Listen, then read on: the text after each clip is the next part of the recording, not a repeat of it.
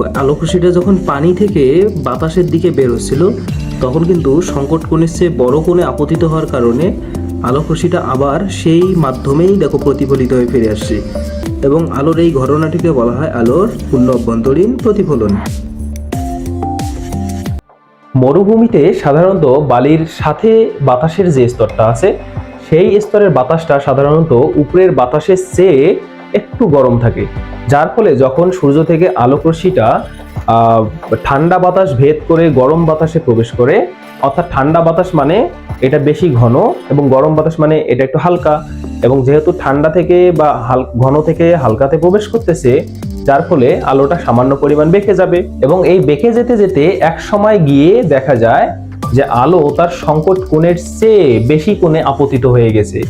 তখন আমরা এটা দূর থেকে যখন দেখি তখন এটাকে পূর্ণ অভ্যন্তরীণ প্রতিফলন হিসেবে আমরা দেখি।